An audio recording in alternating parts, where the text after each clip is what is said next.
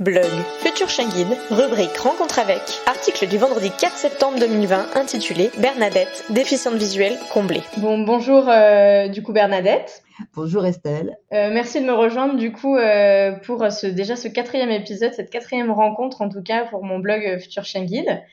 Je suis très émue de t'avoir pour cet épisode puisqu'on est un peu dans la continuité de l'épisode précédent.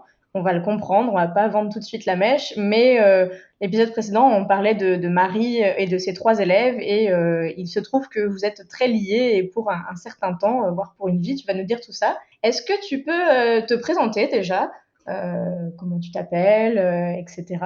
Donc, je m'appelle Bernadette. Je suis un peu atypique dans la mesure où, ayant eu ce qu'on appelait pudiquement une mauvaise vue toute ma vie, j'ai vraiment perdu la vue. J'avais 50 ans.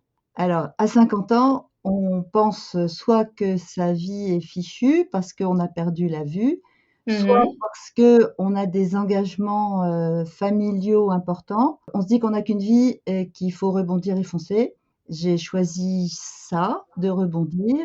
Et puis, ce qui m'a complètement remise sur les rails et qui m'a permis d'avancer, eh bien, c'est l'arrivée de mon premier chien guide. Donc, je suis à présent aveugle avec quelques perceptions lumineuses et totalement accro au chien guide. Mais alors, c'est ma liberté, c'est ma vie, c'est mon bonheur.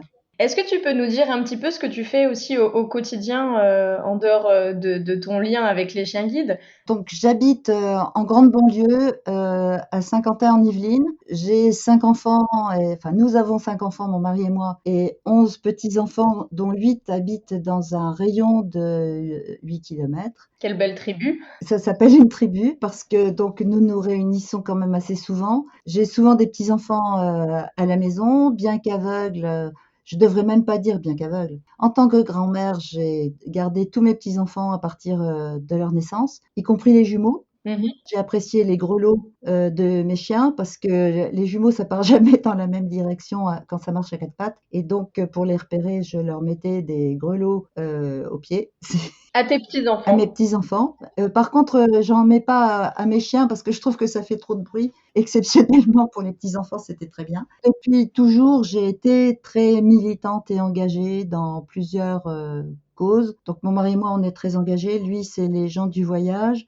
Moi, c'était les étrangers en situation irrégulière, parce que j'ai une formation de juriste. J'étais écrivain public bénévole quand j'ai perdu la vue. D'accord. On m'avait proposé, enfin de grosses associations m'avaient proposé de m'engager. Quand j'ai eu besoin d'appareils, un ordinateur adapté, une plage braille, etc. Après ma réadaptation, tout le monde a trouvé que mon handicap était un peu lourd et que ah ben non, là maintenant que tu es aveugle, on va pas t'embaucher, hein. Et donc ça m'a pas plu.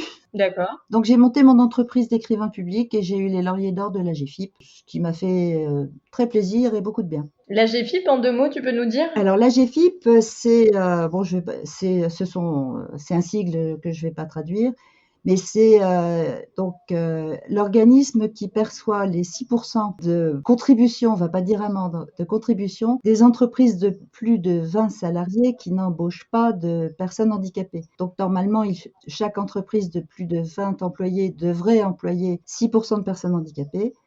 Beaucoup préfèrent ne pas embaucher de personnes handicapées et payer une contribution. Et cette contribution sert à adapter les postes de travail des personnes handicapées qui, elles, sont embauchées ou créent leur entreprise. D'accord. Donc, j'ai bien été aidée et d'avoir les lauriers d'or de la GFIP, ça m'a fait beaucoup de bien psychologiquement et j'ai pris ma retraite ensuite à 65 ans. Je dirais pas mon âge, donc je dirais pas quand. Il n'y a pas de problème. Mais ça m'a fait du bien d'avoir un statut. En tant que mère de famille nombreuse, militante, puisque mes enfants remplissaient bénévole professionnel comme métier de la mère, mais c'est possible de pas travailler quand on est bénévole et qu'on va bien. En tant que personne handicapée, j'ai absolument eu besoin d'avoir un statut de travailleur, même si c'était travailleur indépendant. Et maintenant, je suis retraitée et pas sans emploi. Et pour moi, personne handicapée, c'est très important. Mais rien de tout ça n'aurait été possible sans mon premier chien guide, Paulus. Alors justement, tu nous fais la transition. Est-ce que tu peux nous raconter un peu ton lien avec les chiens guides? notamment quand et comment ils sont rentrés dans ta vie? Est-ce que tu connaissais? Est-ce qu'il y a eu un déclic ou est-ce que ça a été naturel pour toi? Alors, j'ai toujours eu des chiens de compagnie. Quand j'ai perdu la vue, j'avais ma petite meute de 3 whippets femelles. J'aime les chiens. Je connaissais les chiens guides, mais enfin, je savais que ça existait sans en avoir rencontré. En revanche, quand le troisième professeur de médecine m'a dit que ma cécité était définitive et qu'il n'y avait rien à faire, Est-ce que tu te dirigeais avec une canne ou pas encore? d'abord, j'ai su qu'il y avait rien à faire, et comme j'y connaissais rien, j'ai contacté l'école de chien guide de Paris, où on m'a dit que j'étais bien gentille, mais que ça se passait pas comme ça, qu'il fallait d'abord que je me fasse réadapter. D'accord. Quand tu parles de réadaptation, c'est...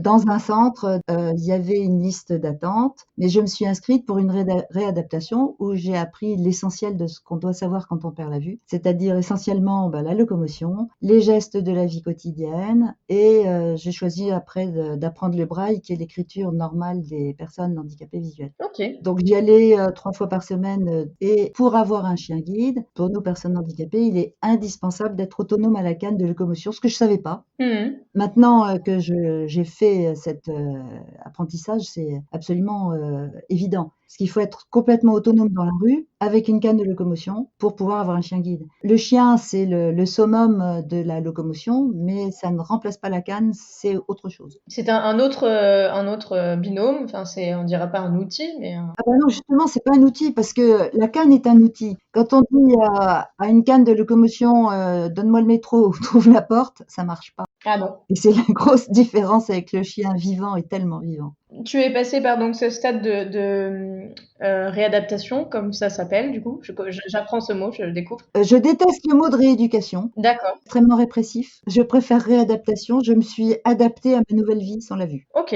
Et du coup, une fois que tu as fait cette réadaptation, tu as refrappé à la porte de l'école de chien guide de Paris. Et oui, et donc j'ai quand même eu pas mal de chance, parce que j'ai eu assez rapidement Paulus, qui avait perdu son premier maître, qui était un golden retriever royal et majestueux de 3 ans et demi, Mhm. que je l'ai eu en 2003. Il se passe combien de temps, pour essayer de comprendre, entre le moment où bah, tu as le diagnostic un peu définitif, on va dire, côté visuel, et puis ce temps de réadaptation, ça a pris combien de temps la réadaptation? Parce qu'on se rend peut-être pas compte. Ça a duré 1 an et demi, parce que ça a duré à peu près 1 an, mais il y a eu 6 mois d'attente. D'accord. Parce qu'hélas, il y a une liste d'attente. Mais entre mon premier contact avec l'école de chien guide de Paris et l'arrivée de Paulus, j'ai eu de la chance. Il y a eu 3 ans et demi, ce qui est très peu. Du début de ma réadaptation à l'arrivée de mon premier chien guide, il y a eu 3 ans et demi, et c'est vraiment pas beaucoup. Mhm. À partir du moment où bon, j'ai pas accepté d'être aveugle, on n'accepte pas. Mhm. Le deuil du handicap et toutes ces conneries, je comprends pas ce que ça veut dire. Mais le jour où j'ai décidé de vivre, ça c'est autre chose. Mhm. Il y a eu à peu près 3 ans et demi. D'accord. Comme le dit mon mari, qui a été libéré, mon mari et mes enfants ont été libérés par l'arrivée du chien. Parce que j'avais beau savoir me servir d'une canne de locomotion, j'avais pas confiance en moi. Et le jour où j'ai eu Paulus, j'ai foncé. Je me suis retrouvée moi-même fonceuse. Et tes enfants, ils avaient quel âge à peu près à l'époque? Enfin, sans distinction, mais Et ils avaient entre 13 et 22. ouais. Mais mes enfants avaient besoin de moi, et mon mari aussi. Et en fait, mon mari travaillant beaucoup à l'époque, il est ingénieur, enfin il est en retraite. Mes enfants avaient besoin de moi, ils étaient pas élevés. Mon mari avait besoin de moi, mais il travaillait beaucoup. J'avais des responsabilités et ça m'a beaucoup aidée. En revanche, j'ai toujours refusé que mes enfants ou mon mari me guident. C'est le chien qui me guide, hein. Je déteste tenir le bras. D'accord. Donc voilà. Du coup, tu as fait donc 1 an et demi de réadaptation. Il y a eu un peu d'attente et dans l'attente, tu as pris la canne, j'imagine. Oui, mais je sortais vraiment pour l'indispensable. Ok. Alors que le jour où j'ai eu Paulus, j'ai foncé, je suis sortie seule, j'ai repris le bus, enfin voilà, j'ai vécu. Justement, comment s'est passée la rencontre avec Paulus? Parce que donc on imagine que tu as déposé la demande. La demande est un dossier assez complet hein, auprès des écoles. Hein. Alors en fait, ma rencontre avec Paulus, c'est qu'à chaque fois que j'allais à l'école pour déposer un dossier ou passer un examen, vers la fin, je croisais un magnifique golden qui réclamait des câlins, parce que en fait, avant d'avoir Paulus, j'avais fait sa connaissance parce qu'il était il était revenu à l'école après la mort de son maître. Il se baladait en liberté, il n'était pas en boxe, il se baladait en liberté. Mhm. Le jour où on m'a parlé de Paulus, je savais qui c'était et ça a été voilà, le coup de foudre. Mais à l'époque, donc j'avais des whippets, donc Paulus est venu et a rencontré mes autres chiens. Tout est fait dans le respect du vivant, de la personnalité de chaque chien. Il faut que ce soit une équipe qui marche. Donc dès le premier contact avec Paulus, ça a marché. J'ai su que c'était mon chien. Sans doute parce que je suis une mère de famille nombreuse. Le fait qu'il ait eu un autre maître avant moi, ça m'a pas du tout gênée. Et j'étais persuadée qu'il était capable de m'aimer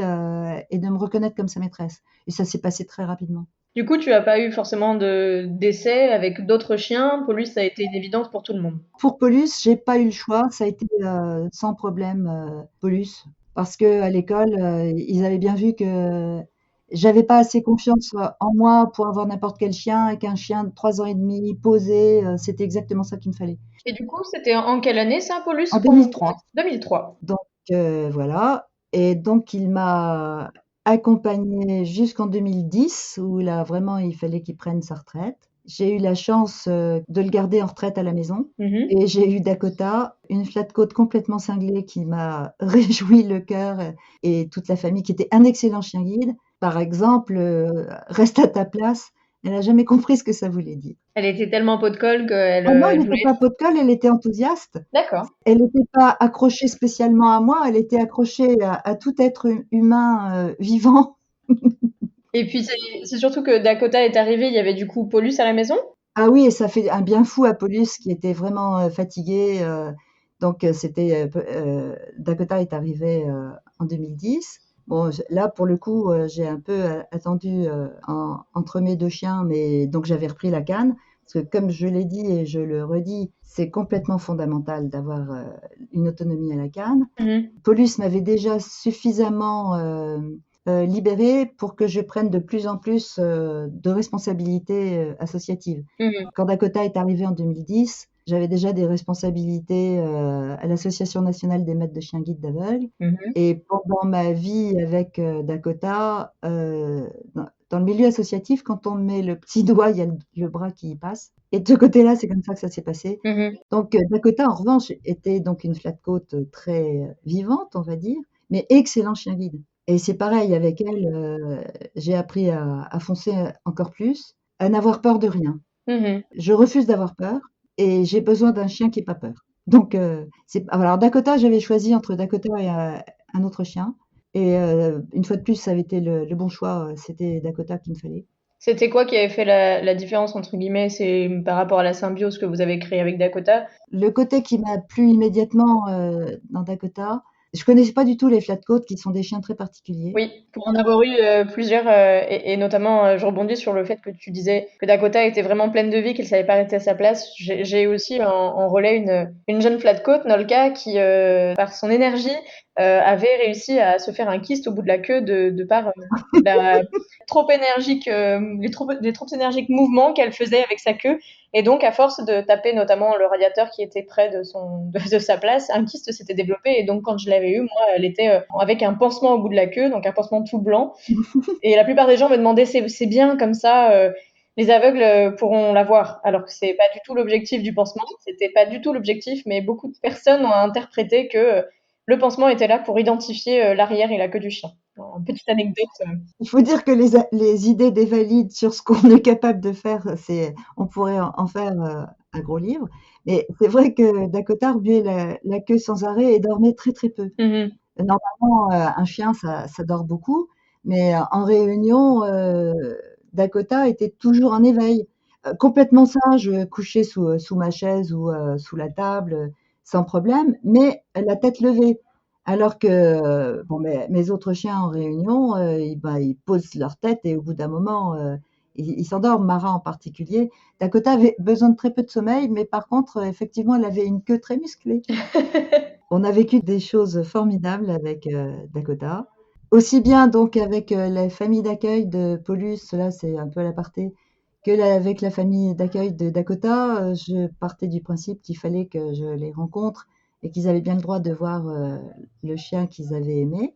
Le gros drame de Dakota, c'est que en mai 2018, elle s'est mise à boiter. Mhm. Donc j'ai été chez le vétérinaire qui a senti une tumeur, qui lui a immédiatement fait passer une échographie. Et parce que moi, je me suis dit, bon, elle a 9 ans, je me suis dit que bah, elle avait droit peut-être à un petit peu d'arthrose. Bon, et c'était une tumeur maligne. Et quand on a reçu les résultats de la biopsie, le diagnostic était définitif, cancer fulgurant du flat de côte. Hmm. Euh, et elle nous a quittés en un mois. Alors que vraiment, je n'étais pas du tout, du tout, du tout préparée. Ça a été très, très, très dur. Vraiment très dur. Mes petits-enfants étaient très attachés à ce chien. Une de mes petites filles, qui était la plus proche de Dakota, m'a dit si c'était un autre chien, je le détesterais. Mhm. Donc, je lui avais expliqué que un chien guide, c'était pas un chien de compagnie, c'était un chien de travail. Alors, surtout pas un outil, hein, mais un chien de travail que j'en avais besoin. Et elle m'avait dit quand même, bon. Et bon, c'est elle qui est là ce soir à la maison. Et c'est pour ça que je n'ai pas Mara à côté de moi. Parce que Mara préfère nettement être avec Natacha qu'avec moi. D'accord. Donc finalement, la vie a un peu évolué, mais c'est vrai qu'elle avait un... Enfin, j'imagine qu'il y a eu Paulus aussi. Paulus n'était plus forcément là non plus en 2018. Paulus, bah, ils étaient tous plus jeunes et ils avaient surtout connu Dakota. Mhm. En fait, mes petits-enfants ont fait quelque chose de beau. Donc, bon, je les ai prévenus que Dakota était parti au paradis des chiens, comme on dit entre nous, maîtres de chien guide. Mhm. Ils m'ont dit qu'ils exigeaient, je ne suis pas toujours la maîtresse chez moi, qu'ils exigeaient que je fasse incinérer Dakota. Mhm. Donc, nous avons fait incinérer Dakota et nous avons organisé ils ont organisé une cérémonie pour semer ses cendres dans le petit bois d'à côté où elle jouait avec eux. Et ils avaient préparé des poèmes et des chansons. Oh. Et ça nous a tous aidés à laisser partir Dakota, la grande chérie. Et parce que c'est encore plus dur de perdre un chien brutalement que de perdre un vieux chien en fin de vie. Mhm. Et on a vécu ça bien en famille parce qu'on est un peu tribu. Et donc, oui, on a vécu ça en famille et ça m'a fait du bien aussi qu'il m'accompagne dans le départ de Dakota. Oui, ça a dû adoucir les choses. Et puis leur initiative, en tout cas, alors d'exiger, comme tu dis, l'incinération, mais surtout de faire une petite cérémonie a dû aussi aider. Oui, bah, ça nous a tous aidés, on a bien pleuré. Forcément, bah, j'en ris maintenant, mais on a tous pleuré dans les bras les uns des autres. Et ça nous a aidés à attendre. Et ça a été très vite parce que donc au mois de juillet 2018, l'école des chiens guides de Paris m'a proposé un nouveau chien. Donc j'ai eu le choix entre deux chiens, un labrador complètement classique et un croisé labrador flat coat. Mhm. Tout le monde m'a laissé libre parce que j'avais dit a priori que je voulais de nouveau un flat coat. Et puis, en rencontrant les deux chiens, je me suis dit qu'il fallait pas comparer et qu'il fallait que je change. Mhm. Et donc, j'ai choisi le Labrador. Et qu'est-ce que j'ai eu raison parce que c'était Mara. Mhm. La belle, la magnifique Mara. Du coup, tu as eu 3 races de chiens différentes. Oui, complètement. Et puis alors, ce qui est rigolo, c'est que mes chiens sont de plus en plus petits. Au début, donc j'avais besoin d'un très grand chien, puisque Paulus était un golden majestueux comme on n'en fait plus, avec plein de poils, un jabot de lion, bon, magnifique. Dakota était une superbe flat coat, mais qui était quand même très haute sur pattes, parce que les flat coats, c'est beaucoup plus fin que les golden et les labradors. Mhm. Et donc, elle faisait 33-34 kilos et mince. Et Mara en fait 28, elle est nettement plus petite, mais mince, parce que donc je fais très attention à sa santé, étant donné que Mara a été opérée d'une dysplasie de la hanche. Donc il n'y a pas beaucoup de chiens qui sont opérés.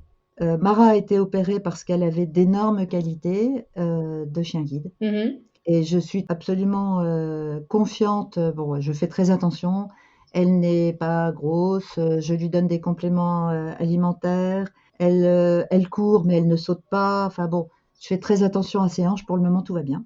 Donc, c'est un petit nuage au-dessus de notre avenir à toutes les deux qu'elle ait été opérée d'une dysplasie. L'opération permet pas justement d'anticiper les problèmes? Ben, ça a quand même un risque d'arthrose précoce. Pour le moment, tout va bien. D'accord.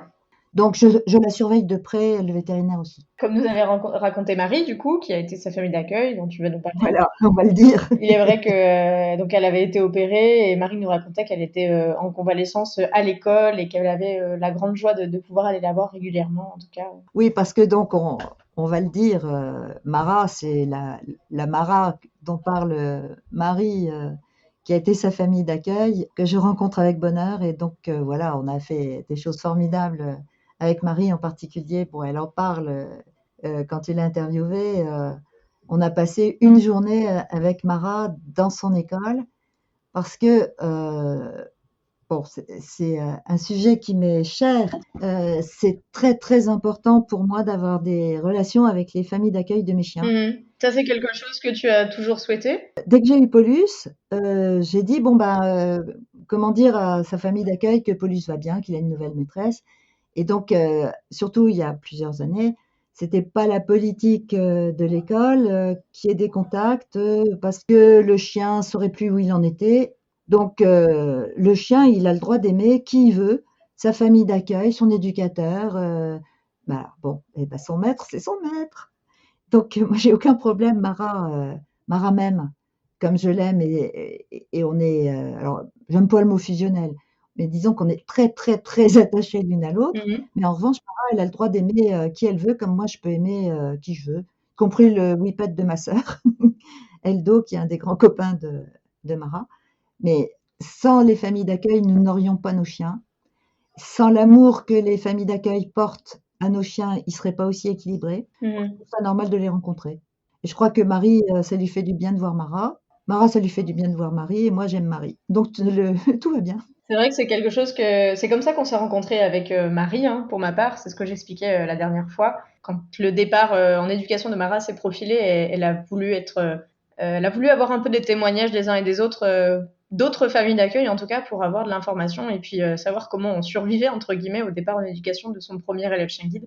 C'est vrai que quand on a construit donc ce groupe de loisirs, en tout cas des familles d'accueil, qui n'est pas du tout là pour remplacer le travail magnifique que font l'école, les moniteurs et les éducateurs, c'est aussi quelque chose qu'elle avait en tête, c'était est-ce que le bénéficiaire, est-ce que le déficient visuel qui va avoir Mara un jour, le ou la, va vouloir être en contact avec moi. Et ça, c'était quelque chose qui était parmi ses plus grands espoirs. Et je crois d'ailleurs que c'est comme ça qu'on est rentrés en contact, toi et moi. Oui, sur un site de discussion sur Facebook. Je te suivais sur Twitter, je crois. Alors, je sais plus exactement pourquoi. J'avais sûrement repéré que tu parlais parfois de chien guide ou que Ah bah tu oui, reliais des choses de l'ANMCGA oui, ou de l'ANM chien guide, comme on dit maintenant. oui.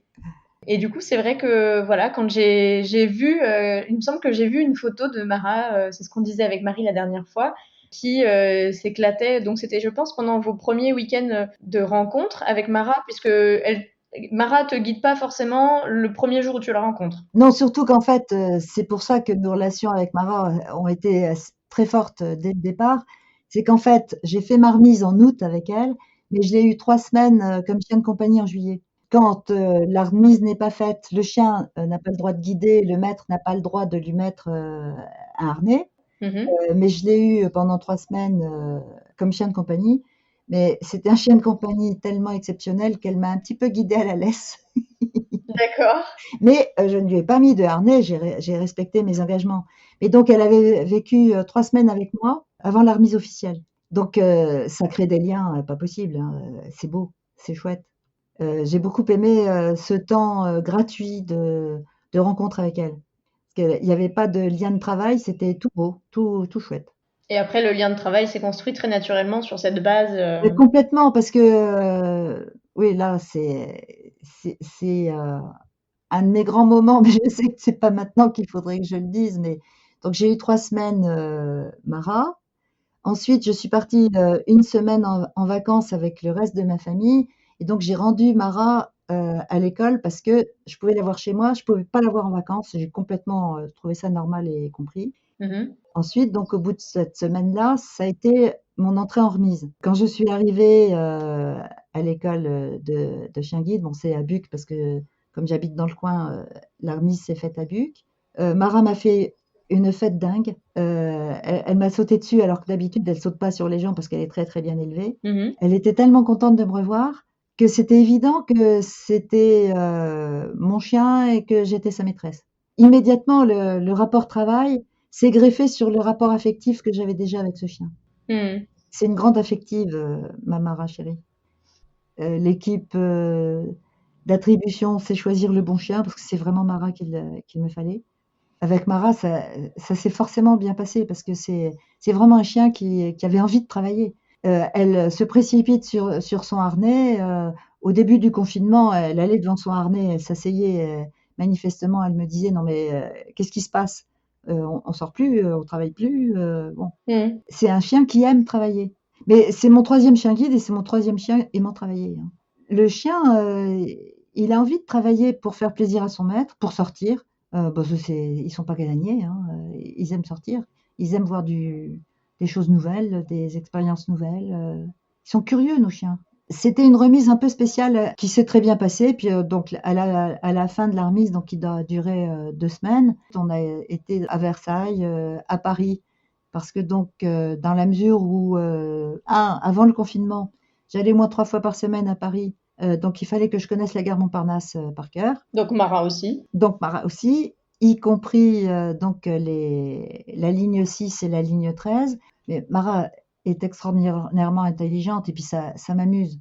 Donc quand j'arrive à Montparnasse, je lui dis métro, donc on descend dans le métro. Selon l'endroit où je vais, c'est-à-dire selon si je vais au CNCPH, Conseil national consultatif des personnes handicapées, ou si je vais au CFHE, donc c'est pas le même métro.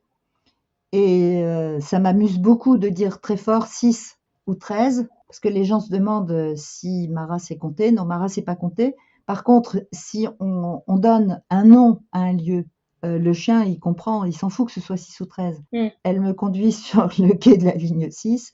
13, elle me conduit sur, et là c'est beaucoup plus long, sur le quai de la ligne 13 et à chaque fois, ça m'émerveille qu'elle sache faire ça. Oui, les gens pensent du coup qu'elle sait compter alors que c'est une sonorité, un mot qui est associé à un lieu pour elle. Oui, je pourrais lui dire cacahuète, elle me conduirait à la ligne 13 si je lui avais appris que cacahuète, c'est la ligne 13. Et puis je crois que ça l'amuse autant que moi, parce qu'elle remue la queue, elle est contente. En fait, elle est toujours contente, Mara. C'est un chouette chien. Mara anticipe beaucoup de choses, mais elle a du mal à anticiper la personne qui va pas se pousser quand on arrive. Parce qu'on a tellement l'habitude, toutes les deux, que les gens se poussent pour nous laisser passer.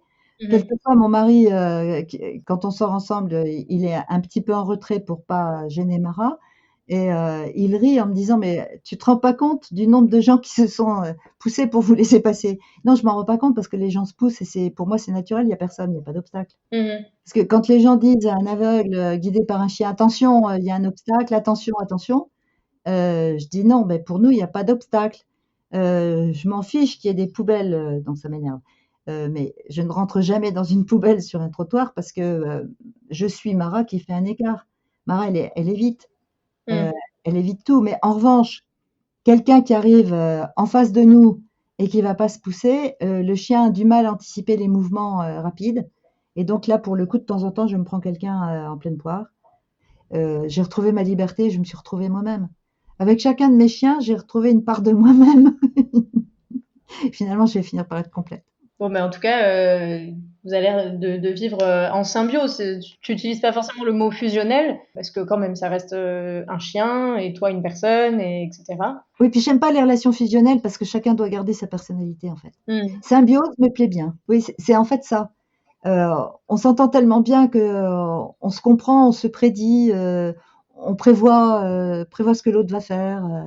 Donc c'est beau, c'est bon. Et justement, par rapport à tout ce que tu viens de nous dire, est-ce qu'il y a quelque chose que tu aimerais nous partager particulièrement, quelque chose qui te tient à cœur? Chaque sortie avec un chien guide est un bonheur. Et à chaque fois, enfin, c'est très important pour moi de dire merci aux familles d'accueil. Quelquefois, on dit ah, la reconnaissance, ça fait charité, etc. Non, pas du tout. Dire merci, c'est mettre un peu de soleil dans la vie.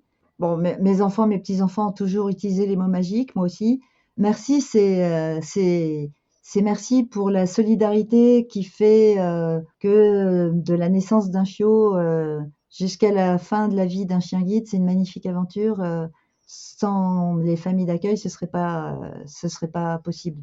C'est du positif, c'est du beau, et c'est pas de la dépendance. Tu as dû entendre, je suis très indépendante. Mhm. Que maintenant, donc, effectivement, je fais partie d'un certain nombre d'associations ou d'institutions, y compris la Commission des droits de l'homme. Je ne défends pas spécialement le handicap, bien que, en tant que personne handicapée, je connais les discriminations, les rejets, les exclusions et tout ça, parce que c'est pas facile d'être aveugle, mais ça c'est un autre sujet.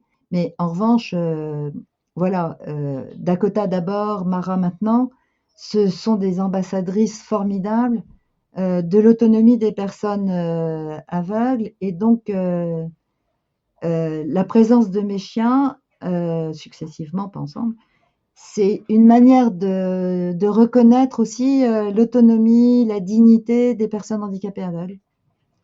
Et donc, pour moi, c'est important aussi la présence du chien guide partout. C'est magique, c'est que ça change le regard des gens sur le handicap visuel.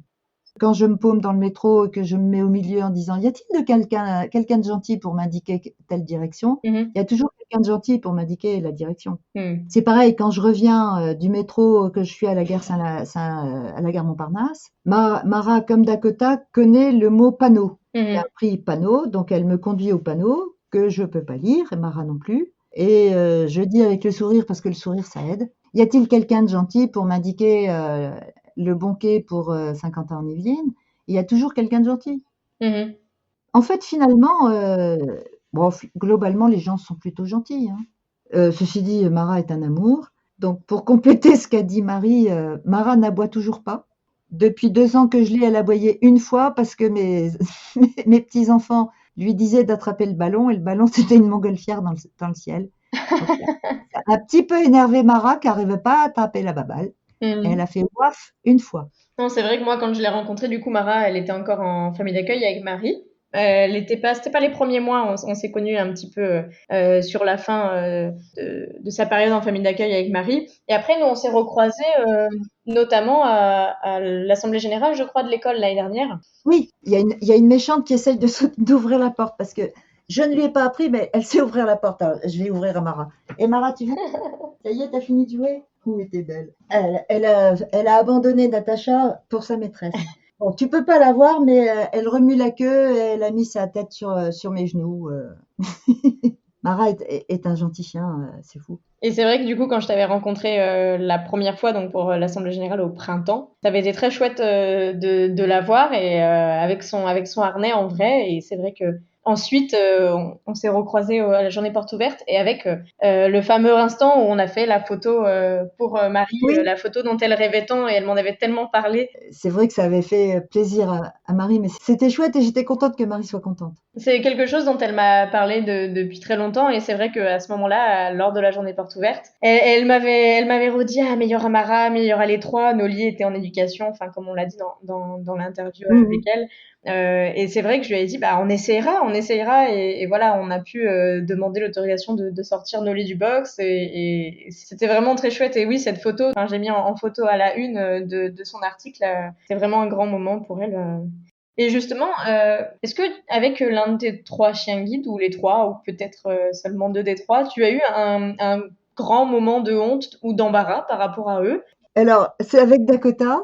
C'est un peu proche de ce que Mara a pu faire subir à Marie, mais Dakota a fait bien pire. C'est-à-dire que, alors qu'elle était au harnais en train de me guider, elle a gobé au passage le pain au chocolat d'un petit garçon qu'elle a croisé. Elle a fait ça au harnais. Donc, le gamin a hurlé. J'ai sursauté. J'ai eu très peur. J'ai touché Dakota et j'ai senti qu'elle déglutissait parce que je crois elle a dû battre ce jour-là le, le concours de vitesse d'avalage de pain au chocolat. Et alors, j'ai eu une chance folle, c'est que la maman a ri parce que j'en étais malade. Évidemment, je lui ai proposé de rembourser le pain au chocolat. J'ai essayé de consoler le petit garçon, parce que c'était impensable dans ce cas-là de faire asseoir Dakota pour qu'un enfant puisse la caresser, n'est-ce pas? Elle était beaucoup trop remuante. Est-ce que du coup, c'était dans la rue? Enfin, comment ça s'est passé? Ou c'était dans un parc? Non, non, c'était dans la rue, sur un trottoir dans notre petit centre commercial, mais vraiment. Donc la maman devait sortir tout simplement de la boulangerie. Elle venait. Donc c'est pour ça qu'elle m'a dit que non, j'avais pas à rembourser et qu'elle allait retourner en acheter un. C'est dingue, j'avais Dakota. Oh oui, c'était en 2012. Je l'avais depuis 2 ans. Qu'elle me fasse un truc comme ça au harnais, là c'est la honte totale. Hein. Eh ben, je sais pas ce qui lui a pris. Elle a jamais recommencé un truc pareil. Enfin, C'était à sa hauteur? C'était sur le passage? je pense que c'était complètement sur son passage à sa hauteur. Enfin, ça ne pardonne pas la grosse bêtise qu'elle a faite. En revanche, les moments de bonheur avec mes chiens, les moments où j'étais fière, bah si on va prendre le dernier. Donc je fais les visites d'accessibilité parce que je fais partie de la commission départementale d'accessibilité des Yvelines. On a fait donc les visites de sécurité et d'accessibilité. Bon, moi d'accessibilité, mon grand plaisir, donc un énorme centre commercial de 40 boutiques, 13 restaurants, etc. à Plaisir, qui est dans les Yvelines, pas très loin de chez moi. Pour les personnes handicapées, en cas d'incendie, il y a un lieu où on doit se mettre en attendant les secours. Dans ce lieu-là, il se trouve qu'il y a un interphone, mais que ces lieux de mise à l'abri, c'est jamais 2 fois la même forme. Comme je suis une râleuse, j'ai dit oui, mais les personnes handicapées visuelles, si elles sont seules, elles trouveront jamais l'interphone. Et bon, une des personnes avec qui je fais régulièrement les visites m'a dit mais comment Mara peut pas te trouver les interphones? Je lui ai dit bon écoute, on va essayer. Donc j'ai pris une croquette, on m'a indiqué l'interphone, j'ai tapoté sur l'interphone avec la croquette en disant à Mara assise, regarde, interphone, et puis j'ai donné la croquette. On a été dans la protection suivante qui avait pas du tout la même forme. J'ai dit à Mara, donne-moi l'interphone. Elle s'est assise devant l'interphone qui n'était pas du tout au même endroit. Elle a eu une deuxième croquette. Et comme ça, elle en a fait 3 à la suite. Le lendemain, on est retourné pour faire des visites supplémentaires.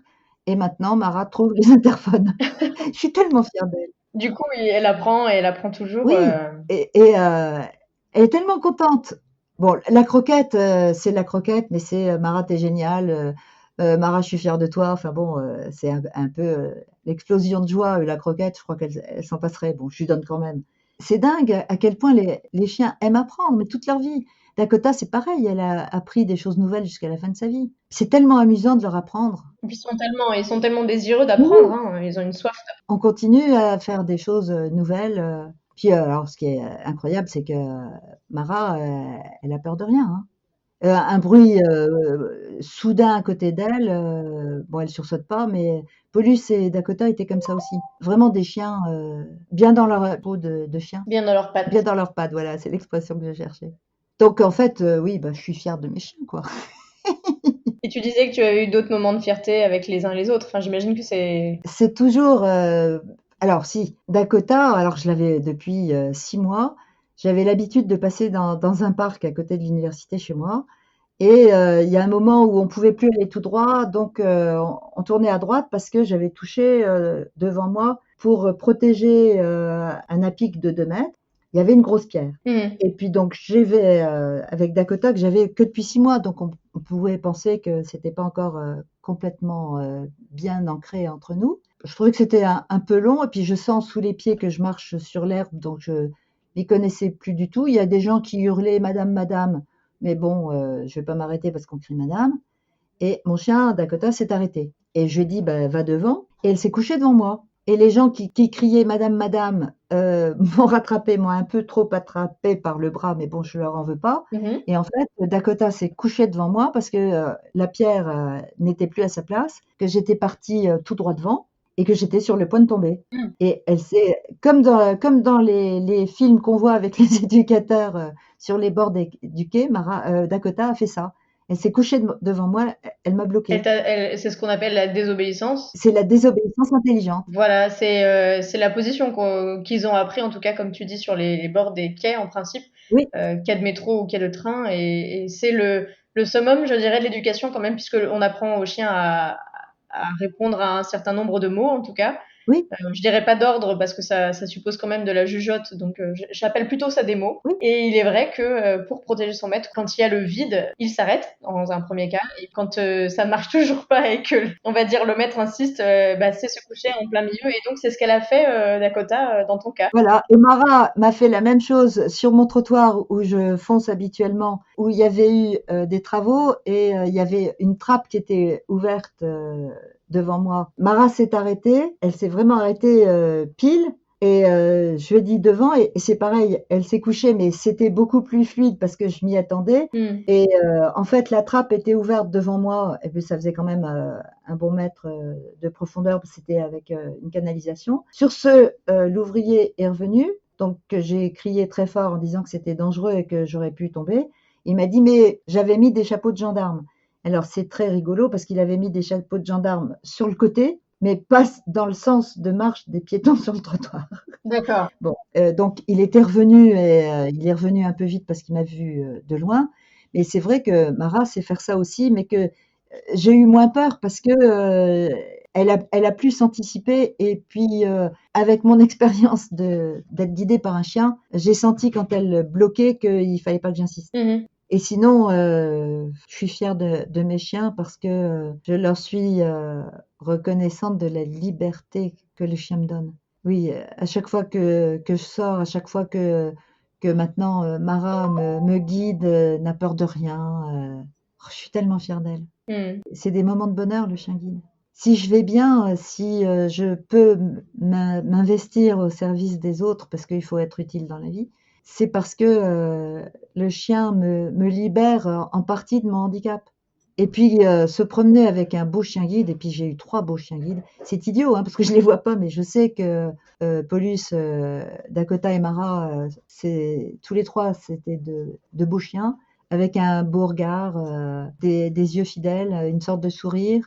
Parce qu'on me dit que mes chiens sourient. Moi, je le crois volontiers. Mhm. C'est donner une autre image du handicap. Parce que c'est pas marrant d'être handicapé, à part ça. Oui.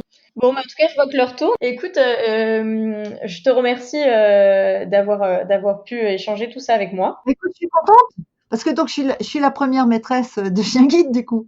Oui, exactement. Alors j'en ai quelques autres en tête, mais c'était important pour moi. C'était vraiment important qu'on puisse essayer de faire ça dans la continuité en plus de l'épisode avec Marie, Bah oui, pour qu'on voit bien que voilà, il y a toute la sphère famille d'accueil sur laquelle je suis un peu plus renseignée puisque je navigue dans celle-là, mais on navigue pas seul. Si on est famille d'accueil, famille relais, c'est pour vous quoi, tout simplement. Voilà. et alors encore une dernière chose, oui, que je tenais à dire, c'est très important de vous reconnaître. Bah merci en tout cas, hein.